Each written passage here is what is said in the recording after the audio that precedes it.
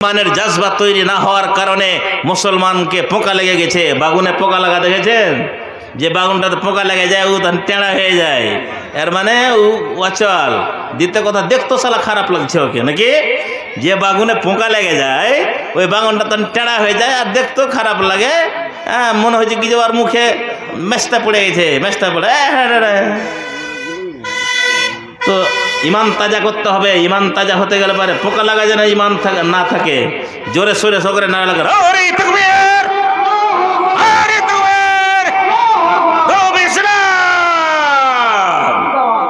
বাইরে আমার, বন্ধুরে আমার, সেই মসজিদকে নির্মাণ করার জন্য আজকে এই জালসা।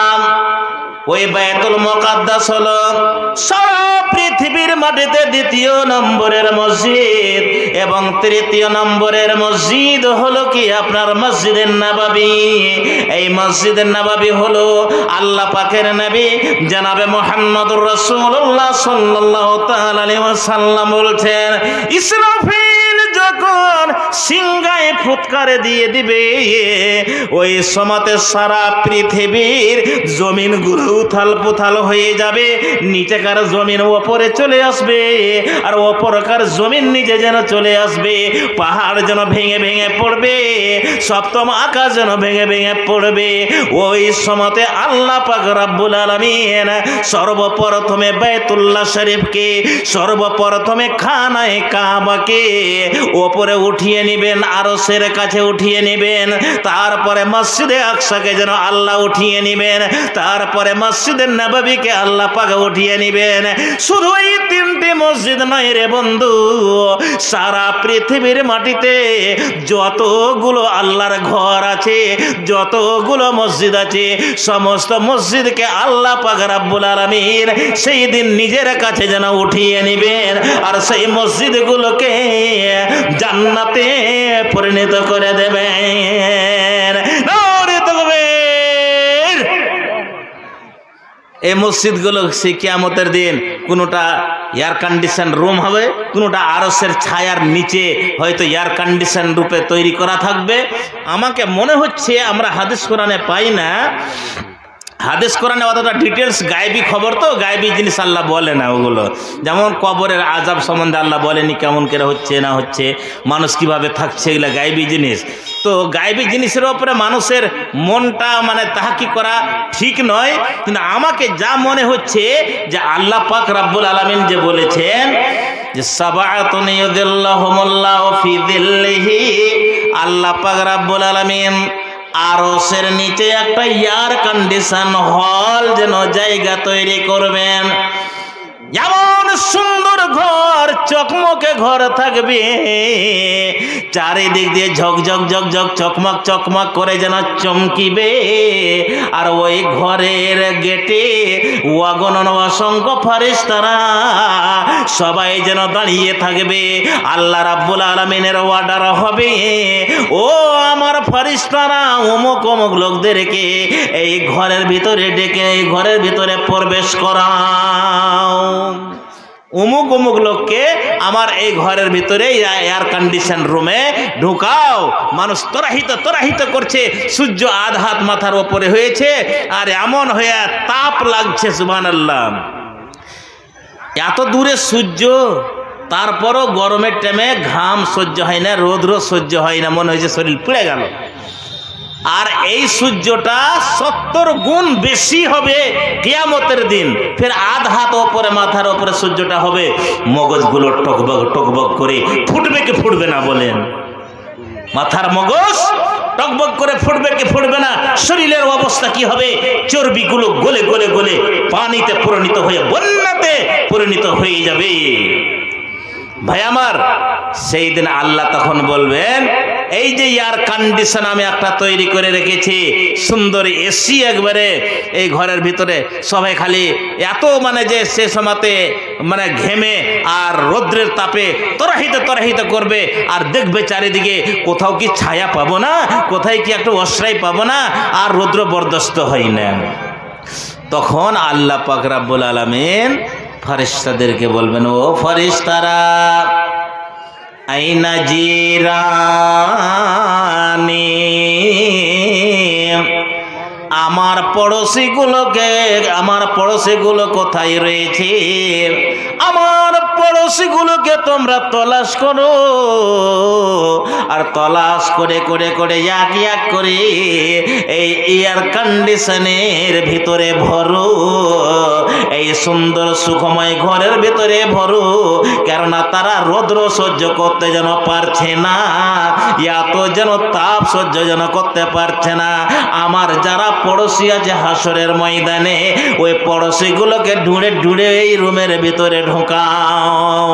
ফেরেশতারা তখন আল্লাহ রাব্বুল আলামিনকে জিজ্ঞাসা করবেন, ইয়া রাব্বুল আলামিন, ওগো দয়াময় রহিম রহমান, ওয়া মা জিরানুকা, আপনার পড়োশিকে, আপনি তো একাই আরশের উপরে সমাসীন হয়ে আছেন, আপনার পাঞ্জরে পাঞ্জরে তো কেউ নাই, আপনার পড়োশিকে। তখন আল্লাহ রাব্বুল আলামিন বলবেন, যেই সমস্ত লোকেরা আল্লাহুম্মা ইফতাহ লি আবওয়াবা রাহমাতিকা বলে মসজিদের ভিতরে ঢুকেছে, যেই লোকটা যেন ওযু করার পরে বলেছে, আশহাদু আল্লা ইলাহা ইল্লাল্লাহ ওয়া আশহাদু আন্না মুহাম্মাদান আবদুহু ওয়া রাসূলুহু, আল্লাহুম্মা জাআলনি মিনাত তাওয়াবিনা ওয়াজআলনি মিনাল মুতাতাহহিরিন। উযু করে সুন্দর করে এইরকম দোয়া পড়ে যারা মসজিদের ভিতরে ঢুকেছে, আর যারা মসজিদের ভিতরে ঢুকে নামাজ পড়েছে, 5 ওয়াক্ত নামাজ পড়েছে, মসজিদকে নির্মাণ করেছে, ওই সমস্ত লোকেরাই হলো আমার পড়োশি। ওরে হাসরের ময়দানে ওই সমগ্র মসজিদ নির্মাণকারীদেরকে, ওই নমাজ প্রতিষ্ঠাকারীদেরকে, আর মসজিদের সেবা যত্নকারীদেরকে এক এক করে তলাশ করে নিয়ে এসো, আর এই এয়ার কন্ডিশনের রুমের ভিতরে প্রবেশ করিয়ে দাও। বন্ধুরে আমার, এবারে তাহলে আপনাকে বলি, আপনাদের প্রশ্ন থেকেই গিয়েছে, আরশের নিচে যে এয়ার কন্ডিশন রুমটা তৈরি করা হয়েছিল, ওই রুমটা কোন রুম, ওই ঘরটা কোন ঘর? তাহলে যতটা আমার গবেষণা বলছে সেটাই হবে আল্লাহর ঘর কাবাতুল্লাহ।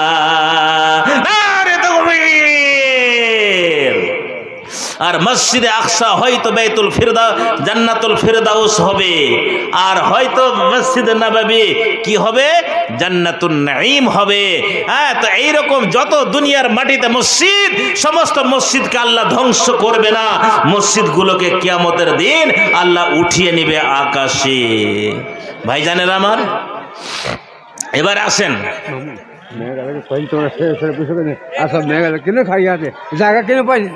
মা খালারা সামনের দিকে জায়গা তোমরা ফাঁকা রেখে বসে থাকিও না, সামনের দিকে যেগুলো জায়গা আছে তোমরা বেড়ে যাও, যে জায়গাগুলো পূরণ করে নাও। আর পিছনে মা খালারা অনেকই দাঁড়িয়ে আছে, মা খালাদেরকে বলবো তোমরা দাঁড়িয়ে থাকিও না, পর্দার সামনে একবার ভালোভাবে আদবের সহিত, পর্দার সহিত তোমরা বসে যাও, গন্ডগোল করিও না। আর বারবার এলান হচ্ছে, ডিস্টার্ব হচ্ছে, সময় কম, এই জন্য আপনারা ভালোভাবে ধীরে স্থিরে বসে যান, আর একবার শান্তি শৃঙ্খলাকে বজায় রেখে বক্তব্য শোনেন।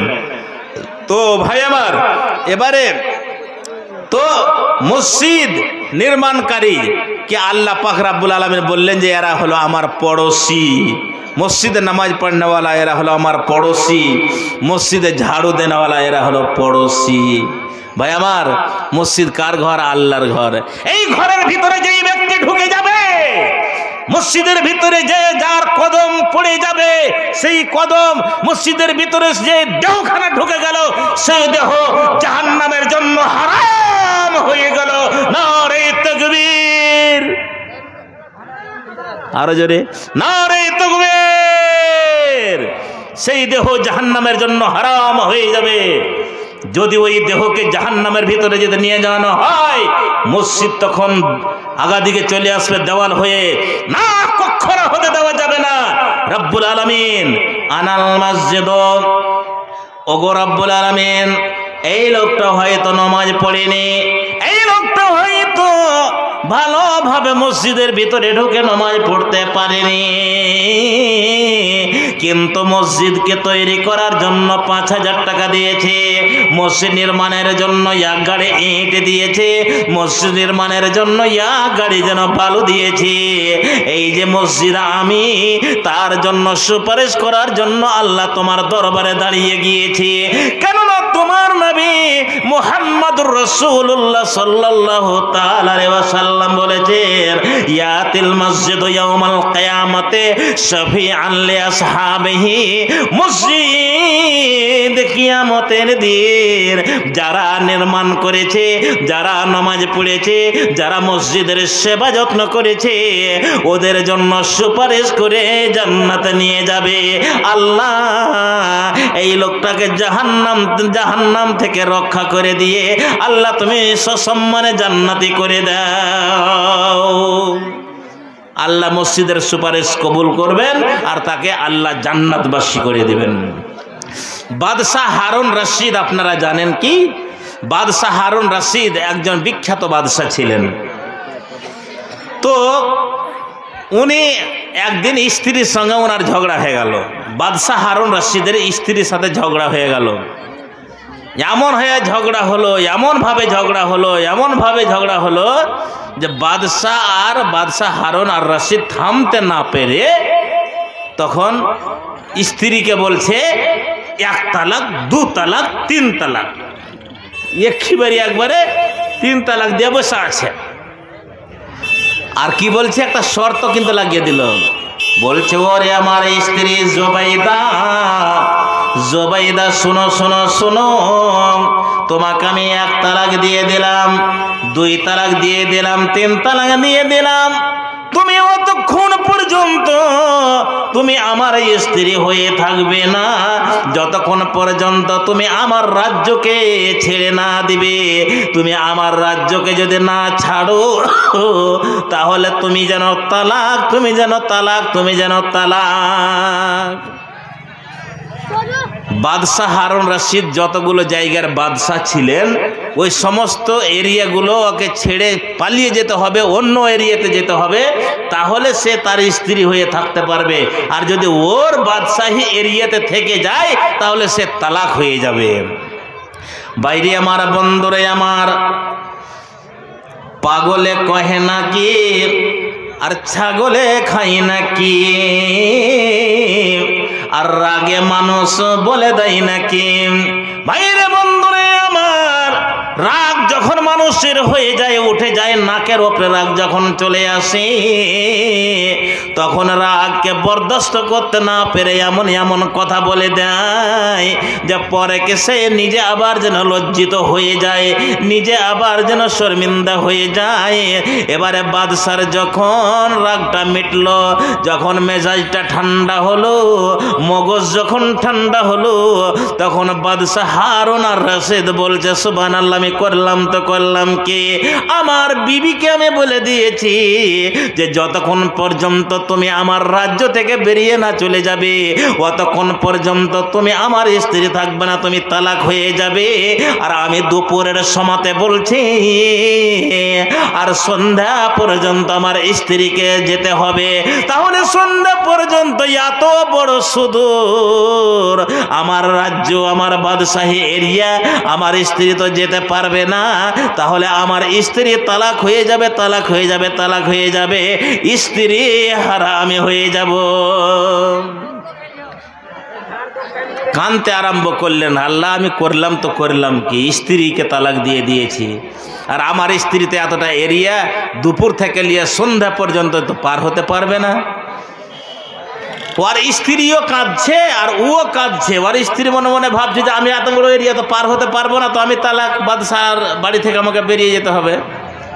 তখন বলছে, আচ্ছা কোনো আলেম ওলমার কাছে যাই, কোনো মুফতি সাহেবের কাছে যাই, ফতোয়া জিজ্ঞাসা করি যে কোনো রকম আমার স্ত্রীর তালাকটাকে কাটা যাবে কি যাবে না। ওই যুগে তখন সবচেয়ে বিখ্যাত আলেম আর বিখ্যাত মুফতি জাদরেল আলেম তিনি ছিলেন ইমাম আবু ইউসুফ রহমাতুল্লাহ আলাইহি।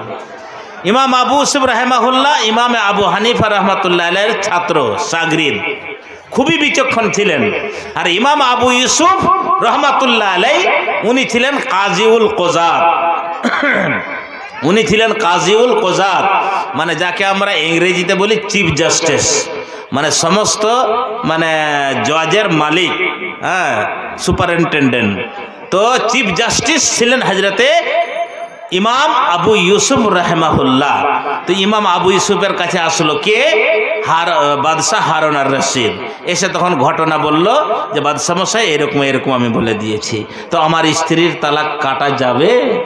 আমি খুব মানে যে লজ্জায় পড়ে গেছি এবং আমি খুব আফসোস করছি যে এরকম কথা আমার মুখ দিয়ে রাগের সমাতে বেরিয়ে গেছে। তখন ইমাম আবু ইউসুফ রহমাতুল্লাহ আলাইহি উনি বলছেন তোমার স্ত্রীকে আমার কাছে হাজির করো। বাদশাহ মশাই তার স্ত্রী জুবাইদা খাতুনকে তার সামনে এসে দাঁড় করিয়ে দিলেন।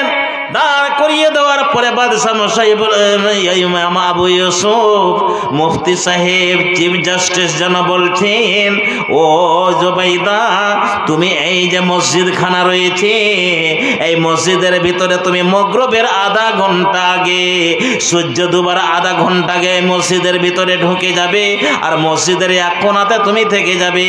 যখন সমস্ত লোকদের নামাজ পড়া হয়ে যাবে, নামাজ পড়ে যখন মসজিদ থেকে সবাই যখন বেরিয়ে যাবে, তখন তুমিও আস্তে আস্তে যেন মসজিদ থেকে বেরিয়ে তোমার পুরুষের বাড়ি চলে যাবে। তোমার তালাক কেটে গেল, তাহলে তোমার তালাক কেটে যাবে, তালাক হবে না, তালাক রহিত হয়ে যাবে। তখন বাদশাহ মশাই বলছে যে ইমাম সাহেব কেমন কথা বলছেন, যে মসজিদটাতে আমার স্ত্রী ঢুকবে সেটা মসজিদ আমার রাজ্যেই পড়ছে, আমার রাজ্যেই পড়ছে। তখন বলছে তোমার রাজ্যে পড়ছে তো তোমারই মসজিদ মনে করছে নাকি? তখন ইমাম আবু ইউসুফ রহমাতুল্লাহ আলাইহি উনি একটা আয়াত তেলাওয়াত করছেন, যে আয়াতটা শুরু করে আমি খুতবা আরম্ভ করেছি বা বক্তব্য আরম্ভ করেছি। উনি তখন বলছে বাদশাহ হারুন রশিদ শুনেন, আল্লাহ রাব্বুল আলামিন কোরআনুল কারীমের ভিতরে বলছেন, ওয়া আন্নাল মাসাজিদা লিল্লাহি ফালা তাদউ মা। একটু সকলে বলেন কার মসজিদ? আল্লাহর। ঘরটা হলো কার? আল্লাহর। তাহলে আমি আপনি বলতে পারবো এমন শক্তি আছে যে এই মসজিদটা হলো আমার? কেউ বলতে পারবে? আপনার জমিতেও যদি মসজিদ তৈরি হয়ে থাকে, তো যখন আপনি মসজিদ বানিয়ে দিয়েছেন তখন থেকে আপনার নাম কেটে গেল, তখন থেকে আপনার নাম কেটে গেল, সেটা হয়ে গেল আল্লাহর ঘর। যদি আপনি বলেন যে এটা আমার মসজিদ, তাহলে জেনে রাখেন আল্লাহর সাথে ধোঁকাবাজি করছেন, আল্লাহর সাথে আপনি গাদ্দারি করছেন। যে মালিকানা আল্লাহ রাব্বুল আলামিনকে দিয়ে দিয়েছেন, আবার আল্লাহর হাত থেকে আপনি মালিকানাকে ছিনিয়ে নিচ্ছেন, তাহলে আল্লাহর সাথে সংঘাত ঘটানো হলো না? আল্লাহর সাথে সংঘাত ঘটানো হলো। এই জন্য যেই সমস্ত লোকেরা বলে এটা মসজিদ আমার, বা যে গ্রামের লোকেরা বলে এটা আমাদের গ্রামের মসজিদ, দাবি করে যদি বলে তাহলেও গুনাহগার হয়ে যাবে। বলতে হবে এটা হলো মসজিদ। কোন গ্রামে? পিপলতলা গ্রামে, পিপলতলা গ্রামে। কিন্তু এটা আপনি দাবির সাথে বলতে পারবেন না যেটা আমার মসজিদ, শুধু আমার বংশধরেরা নামাজ পড়বে, আমার খানদানের লোক নামাজ পড়বে, আমার গ্রামের লোকেরা নামাজ পড়বে, অন্য কাউকে দেব না। না, অনেকে মসজিদ ওরকম হয় না যে নিজের খানদান নিজের বংশধরেরা শুধু নামাজ পড়ে, অন্য কাউকে পড়তে দেওয়া হয় না। তাহলে ওটা মসজিদ নয়, এটা দুনিয়াবি ঘর। হ্যাঁ, তো ভাইজানের আমার, এই জন্য মসজিদ আপনি যখন আল্লাহর নামে করে দিলেন তখন সেটা আল্লাহর হয়ে গেল। বাইরে আমার, বন্ধুরে আমার, একটা ঘটনা আপনাকে শোনাচ্ছি। পৃথিবীর সমগ্র জায়গা মানুষের মালিকানাতে আল্লাহ রাব্বুল আলামিন দিয়ে দিয়েছেন। যতদিন পর্যন্ত কিয়ামত না হবে ততদিন পর্যন্ত এরা মালিক হয়ে থাকবে। আর যখন কিয়ামত হয়ে যাবে রে বন্ধু আমার, তখন ওই জমিগুলো এমনি এইগুলো জায়গাতে পড়ে থেকে যাবে। পৃথিবীর মাটিতে জমিন পড়ে থেকে যাবে। আর আল্লাহ মসজিদকে ফেলে রাখবেন না। হাদিসের মধ্যে আছে আল্লাহ পাকের নবী জনাবে মুহাম্মদুর রাসূলুল্লাহ সাল্লাল্লাহু আলাইহি ওয়াসাল্লাম বলেছেন, সারা পৃথিবীর মাটিতে সবচাইতে উন্নত মানের মসজিদ, উন্নত মানের জায়গা হলো আল্লাহর কাছে ভালোবাসা মসজিদ হলো আল্লাহর ঘরগুলির ভিতরে সবচাইতে উন্নত মান ভালোবাসা ঘর হলো ওই ঘরের নামটা হলো খানায়ে কাবা, বাইতুল্লাহ যাকে বলা যায় কাবা শরীফ। এই ঘরটা সারা পৃথিবীর মাটিতে আল্লাহ রাব্বুল আলামিনের কাছে প্রিয়তম ঘর। তারপরে দ্বিতীয় নম্বরে প্রিয়তম ঘর আল্লাহ রাব্বুল আলামিনের নিকটে সেই ঘরটার নাম হলো আল মসজিদুল আকসা। বন্ধুরা আমার, অত্যন্ত দুঃখের বিষয়, অত্যন্ত অনুতপ্তের বিষয়, যেই মসজিদে আকসা দ্বিতীয় নম্বরে পৃথিবীর মাটিতে মসজিদ, প্রথম নম্বরে সারা কায়নাতের ভিতরে পৃথিবীর মাটিতে এক নম্বরে তৈরি হয়েছিল মসজিদে হারাম বাইতুল্লাহ খানায়ে কাবা, এবং দ্বিতীয় নম্বরে আল্লাহ পাক রব্বুল আলামিন বানিয়েছিলেন মসজিদে আকসা।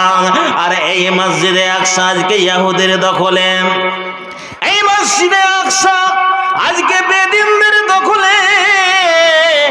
যারা মুসলমান বিদ্রোহী, যারা মুসলমানের শত্রু ইহুদি, তাদের দখলে মসজিদ পড়ে আছে। আর বর্তমানে এমন লড়াই হচ্ছে ওই ফিলিস্তিন এবং ইসরায়েলকে নিয়ে, ইসরায়েল ফিলিস্তিনে এমন লড়াই চলছে, নিরহ নিরহ মুসলমানদেরকে হত্যা করা হচ্ছে, ছোট ছোট বাচ্চাদেরকে হত্যা করা হচ্ছে। এমনভাবে যুদ্ধ চলছে, যুদ্ধ সেই জায়গার সিনগুলো দেখে যেন বুক যেন ফেটে যাচ্ছে, চোখে অশ্রু বয়ে যাচ্ছে। হাজার হাজার মানুষ মরে গেল, ছোট ছোট কোলের বাচ্চা শেষ, স্ত্রী জাতিরা সব অনেক শেষ হয়ে গেল। কিসের জন্য? খানায়ে খোদা মসজিদে আকসার জন্য, জান দেওয়ার জন্য। আমরা আজকে নকলি মুসলমান, আজকে আমরা নকলি মুসলমানে একটা মসজিদের জন্য চান্দা করার জন্য, টাকা চাওয়ার জন্য আপনার কাছে ঘি খেতে হয়, আপনাকে ফুসলাতে হয়। টাকা নয়, তারা রক্ত দিয়ে মসজিদে আকসাকে বাঁচাচ্ছেন। নারে তাকবীর, নারে তাকবীর। রক্ত দিয়ে মসজিদে আকসার জীবন রক্ষা করছে, জান চলে যাবে যাবে। লিল্লাহি তাকবীর, আল্লাহু আকবার, আল্লাহু আকবার, এইরকম করে নারা লাগাচ্ছে। আর তলোয়ার নিয়ে, তারা বন্দুক নিয়ে, ফায়ার নিয়ে আল্লাহ ছাড়া অন্য কাউরি ভয় নাই। সকলে আলহামদুলিল্লাহ বলেন, আরো জোরে বলেন আলহামদুলিল্লাহ। আমাদের আপনাদের মতো এই ফিলিস্তিনের মুসলমানেরা নয়, তাদের ভিতরে কলেজা আছে, কলেজা। আর কলেজার ভিতরে আছে ঈমান। যে মতো ছিল আবু বকরের ঈমান, যে মতো ছিল উমরের ঈমান, যে মতো ছিল হানজালার ঈমান, যে মতো ঈমান ছিল হযরতে আলীর ঈমান, সেই ঈমানে আজকে ওনারা লড়ছে। আর আপনি বলেন बाबरी मस्जिद तोड़ दिया है, तो इसके बारे में मुंह खोलूंगा तो मुझे मोदी सरकार पकड़ लेगी और मुझे जेल में बंद कर देगा। मुखखानटा खुलते पारो ना। बाबरी मस्जिद भेंगे देওয়া হলো, बाबरी मस्जिद भेंगे দেওয়া হলো, আর মুখখানটা খুলে না, ফেবিকক লেগা আছে মুখে। মুসলিম পার্সোনাল ল বোর্ডের যারা দায়িত্বে আছে, তাদের মুখে ফেবিকল লেগে আছে, কিছু করতে পারলো না। মসজিদ শেষ, অযোধ্যায় রাম মন্দির তৈরি হয়ে এই কত তারিখে তার উদ্বোধন আছে, কত তারিখে? হ্যাঁ, আগামীতে উদ্বোধন আছে। রাম মন্দির একবার তৈরি হয়ে গেছে, 22 তারিখ না, 22 তারিখে উদ্বোধন আছে রাম মন্দিরের। মসজিদ বাবরি মসজিদ যে জায়গাতে তৈরি হয়েছিল, ওই জায়গাতে রাম মন্দির তৈরি হয়ে রেডি হয়ে গেছে। উদ্বোধন 22 তারিখে।